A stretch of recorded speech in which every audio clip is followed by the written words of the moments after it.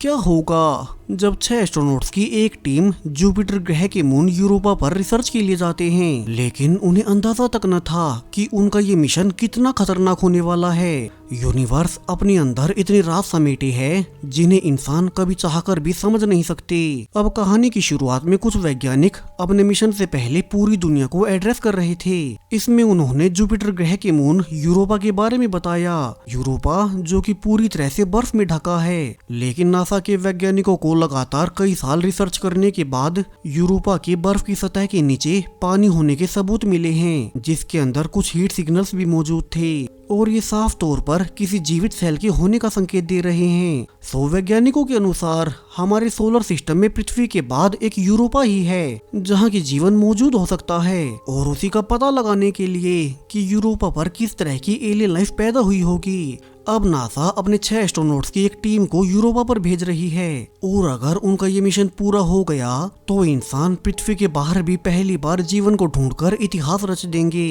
अब इस टीम के 6 मेंबर्स हैं। Mission commander William, pilot Rosa, 2 engineers Andre और जेम्स, एक बायोलॉजिस्ट डॉक्टर काटिया और आखिर में हेल्थ एक्सपर्ट डॉक्टर डैनियल। इन 6 मेंबर्स को यूरोपा तक जाने में पूरे 2 साल लगेंगे, फिर वहां पर रिसर्च करना और 2 साल फिर वापस आने का समय, यानी कि उन्हें आने वाले 5 साल पृथ्वी से बहुत दूर अकेले में बिताने पड़ेंगे। वहीं इस मिशन के लिए स्पेसशिप को काफी एडवांस टेक्निक से बनाया गया था। उन्होंने इसमें आर्टिफिशियल ग्रेविटी भी बना ली, जिससे एस्ट्रोनॉट्स को इतने साल हवा में उड़ते हुए न बिताने पड़े। हालांकि अभी तक वैज्ञानिक क्रायोस्लीप की खोज नहीं कर सके हैं। सभी 6 मेंबर्स को 2 साल तक ये सफर जागते हुए बिताना होगा, यानी कि इन मेंबर्स को न सिर्फ फिजिकली बल्कि मेंटली भी स्ट्रॉन्ग रहना होगा। उन्हें अपनी दुनिया, अपने घर से दूर आने वाले 5 साल एक लोहे के डिब्बे में बिताने हैं। फिर भी साइंस और हमारे ब्रह्मांड को जानने की जिज्ञासा क्रू को एक्साइटेड कर रही थी। वे इस मिशन के बाद पहले इंसान बनेंगे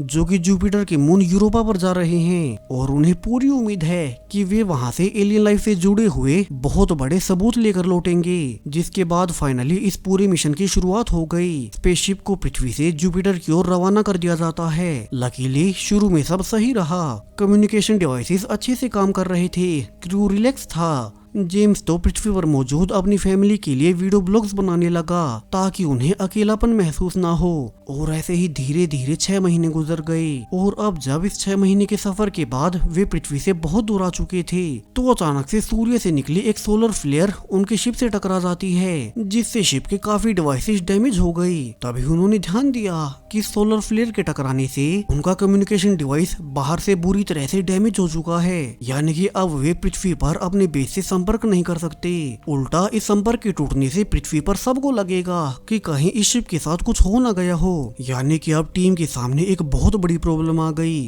अब अगर वे शिप के बाहर उस कम्युनिकेशन डिवाइस को ठीक करने जाते हैं तो सोलर रेडिएशन के चलते ये स्पेस वॉक बहुत खतरनाक हो सकती है। वहीं अगर वे सेफ्टी के लिए अंदर रहते हैं और बाहर के कम्युनिकेशन डिवाइस को ठीक नहीं करते तो वे पृथ्वी से संपर्क नहीं कर पाएंगे, और इससे तो उनका मिशन ही खतरे में पड़ जाएगा।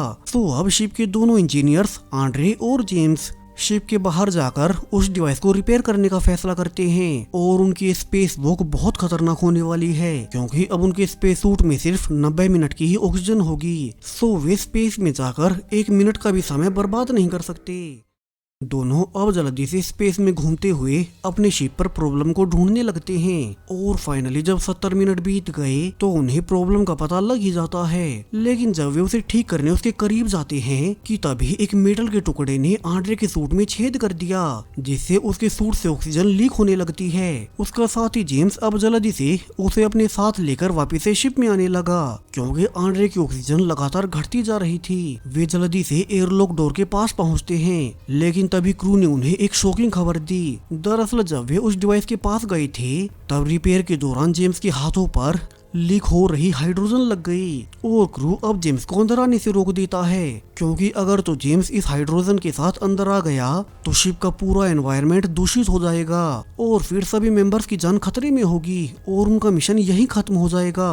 अब आंड्रे, जिसे कि जेम्स बचा रहा था, वो कहता है कि जेम्स को अपना सूट बाहर स्पेस में ही निकालना होगा, जिसके बाद वो जल्दी से उसे शिप में खींच लेगा। हालांकि ये प्लान बहुत मुश्किल है क्योंकि स्पेस में बिना सूट के कुछ सेकंड्स भी बहुत खतरनाक होते हैं और जेम्स बच नहीं पाएगा। वहीं अब तक आंड्रे का भी सूट ऑक्सीजन लीक कर रहा था जिससे वो बेहोश होने लगा। सो जेम्स अब उसे बचाने के लिए जल्दी से शिप में धकेल देता है और खुद अपने पूरे मिशन की सफलता के लिए शिप से दूर चला गया। वो अब अंधेरे स्पेस में जाते हुए अपनी फैमिली के लिए एक आखिरी वीडियो रिकॉर्ड करता है। उसने पृथ्वी के नाम संदेश दिया कि उसका ये करना बिल्कुल सही था।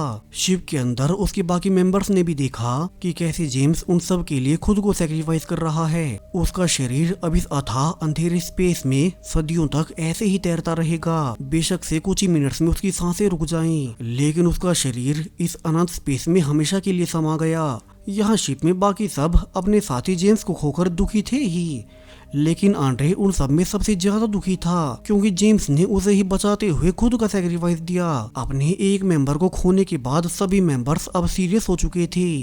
कभी किसी ने सोचा ही नहीं था कि प्रकृति कभी कभी इतनी क्रूर भी हो सकती है। खैर अब वे आगे के बारे में सोचते हैं। उनका कम्युनिकेशन अब भी नहीं चल रहा और ना ही वे वापस लौट सकते हैं। सो सभी अब जुपिटर की ओर आगे बढ़ते रहने का फैसला करते हैं। बेशक से पृथ्वी पर अब तक किसी को पता भी नहीं होगा कि वे 5 मेंबर्स जिंदा बचे हैं और अपने मिशन पर आगे बढ़ रहे हैं। आने वाले कुछ महीने क्रू के लिए और ज्यादा मुश्किल होते चले गए क्योंकि पहले तो वे अपनी फैमिलीज और नासा बेस के संपर्क में थे, लेकिन अब वे अकेले मानो इस विशाल ब्रह्मांड में कहीं खो गए हों और उन्हें पूछने वाला कोई नहीं। ऊपर से एंड्रे जिसकी जान बचाते हुए जेम्स ने अपनी जान दे दी थी, वो तभी से डिप्रेशन का शिकार हो गया और ये उनके मिशन के लिए बहुत खतरनाक है क्योंकि जेम्स के सैक्रिफाइस के बाद अब एंड्रे ही शिप का इकलौता इंजीनियर बचा है। तो अगर वो ढंग से काम नहीं करेगा तो उन्हें बहुत सी प्रॉब्लम्स हो सकती हैं। फिर भी सभी अब फाइनली 20 महीनों का लंबा सफर तय करते हुए जुपिटर प्लेनेट के ऑर्बिट में आखिरकार पहुंच ही गए। यहाँ उनके आसपास जुपिटर ग्रह के लगभग 100 से भी ज्यादा मून्स चक्कर लगा रहे थे, लेकिन उन्हें तो सिर्फ यूरोपा पर ही लैंड करना है क्योंकि वही एक जगह है जहाँ वैज्ञानिकों के अनुसार जीवन संभव हो सकता है। सो सभी अब अपने मेन शिप को यहीं ऑर्बिट में छोड़कर एक छोटे शटल को लैंडिंग के लिए रेडी करने लगते हैं जिसमें बैठकर वे यूरोपा पर जाएंगे। इस शटल में सारे इंस्ट्रूमेंट्स मौजूद हैं जो नीचे जाकर रिसर्च करने में उनकी मदद कर सकें। अपने शटल से यूरोपा पर जाते हुए उन्हें एहसास भी हुआ मानो वे किसी बर्फ के गोले पर जा रहे हों। सफेद बर्फ की चादर से ढका हुआ यूरोपा जिसके क्षितिज में विशाल जुपिटर आधा आसमान घेरे रहता है। हालांकि अब जुपिटर की बहुत तेज ग्रेविटी के चलते शटल को लैंड होने में प्रॉब्लम होने लगी और अचानक से सारे कंट्रोल बटन्स मेल फंक्शन करने लगते हैं और कुछ देर बाद जब फाइनली उनका शटल सही सलामत यूरोपा पर लैंड कर गया तो सभी रियलाइज करते हैं कि जहां उन्हें लैंड करना था वे तो वहां से कई किलोमीटर दूर पहुंच चुके हैं। दरअसल नासा के प्लान के अनुसार उन्होंने एक स्पेसिफिक पॉइंट को अपनी लैंडिंग के लिए चुना था, वो पॉइंट जहां पर बर्फ की परत सबसे ज्यादा पतली हो और वे आसानी से वहां ड्रिल कर नीचे लिक्विड पानी तक पहुंच सके और फिर वहां जीवन को ढूंढ सके। लेकिन तब उन्होंने रिसर्च के दौरान यूरोपा के पास वाले ग्रह जुपिटर की ग्रेविटी को अकाउंट में नहीं लिया था और उसी की वजह से अब वे अपनी लैंडिंग पॉइंट से बहुत दूर एक मोटी बर्फ की परत पर लैंड कर गए हैं जिस पर अब वे सफर भी नहीं कर सकते। सो उन्हें यहीं पर अडेप्ट कर अपनी रिसर्च को आगे बढ़ाना होगा। सभी अब आने वाले कुछ घंटे अपनी लाइट ड्रिल मशीन से यूरोपा की बर्फ की परत में छेद करने में लगा देते हैं ताकि नीचे लिक्विड पानी से सैंपल्स ले सकें। लेकिन अब उन्होंने समय के साथ रियलाइज करना शुरू किया कि जब से वे यूरोपा के सरफेस पर लैंड हुए हैं तब से हर कुछ समय में उनका मॉड्यूल शेक कर रहा है मानो भूकंप आ रहा हो, जबकि यूरोपा के डेटा के अनुसार यहाँ कभी भूकंप नहीं आते। अब तो हर थोड़े समय में अचानक से पूरा शिप हिलने लगता मानो उनकी नीचे का सरफेस स्टेबल ना हो। लेकिन फिर भी सभी अपनी ड्रिलिंग को लगातार कंटिन्यू रखते हैं और धीरे धीरे यूरोपा पर रात होने के साथ ही शटल में वाइब्रेशंस और भी बढ़ जाते हैं क्योंकि बाहर का टेम्परेचर लगातार नीचे गिर रहा था। इन्हीं भूकंप के बीच एंड्रे को शटल की विंडो के बाहर एक रहस्यमय जीव दिखाई देता है जिसके चारों ओर लाइट्स टिमटिमा रही थी। तो एंड्रे तो जल्दी से अपने कैमरा से उन्हें रिकॉर्ड करने की कोशिश करने लगा, लेकिन बाहर जो कोई भी जीव था वो बहुत ज्यादा तेज था। सो एंड्रे उसे मिस कर देता है। फिर तो वो जल्दी से कंट्रोल रूम में आकर अपने बाकी साथियों को उस अजीब से जीव के बारे में बताता है, कैसे उसके आसपास बहुत ही अजीब सी लाइट टिमटिमा रही थी। हालांकि अब जैसा कि होना ही था, क्रू को उसकी बातों का भरोसा नहीं होता। दरअसल उनकी रिसर्च के हिसाब से अगर यूरोपा पर कोई लाइफ फॉर्म भी हुई तो भी वो ऊपर सरफेस पर नहीं आ सकती, क्योंकि यहाँ का टेम्परेचर बहुत ज्यादा कम हो जाता है। ऊपर से यहाँ की जीवन का साइज बहुत छोटे बैक्टीरिया जितना होगा। वे अब कैमरा फुटेज भी चेक करते हैं, लेकिन रेडिएशन की वजह से बाहर कुछ भी क्लियर दिखाई नहीं दे रहा था। ऊपर से एंड्रे चूंकि जेम्स को खोने के बाद से ही उदास था, तो सबको लगा कि उसे कोई भ्रम हुआ होगा।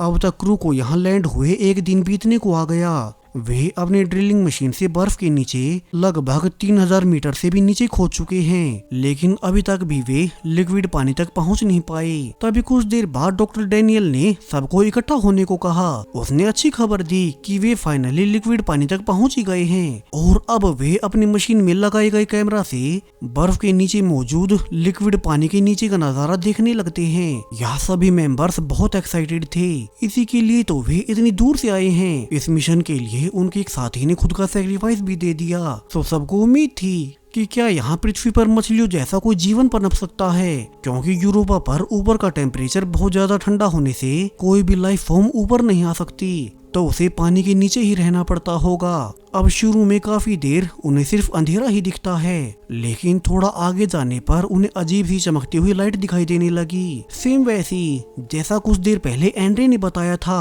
और तभी एक ऑब्जेक्ट अचानक से उनके कैमरा से टकरा गया, फिर वो उनकी पूरी ड्रिलिंग मशीन को ही तोड़ देता है। शटल में बैठे क्रू मेंबर्स ये देखकर हैरान रह गए। उन्होंने रियलाइज किया कि उनका कांटेक्ट उनकी मशीन से और जो उन्होंने सैंपल्स इकट्ठा किए थे उन सब से पूरी तरह से टूट चुका है। और ये सब उनके लिए किसी झटके से कम नहीं था, क्योंकि सैंपल्स के बिना उनका पूरा मिशन बेकार हो जाएगा। अब इतनी ज्यादा मेहनत के बाद कोई भी खाली हाथ पृथ्वी पर वापस नहीं लौटना चाहता।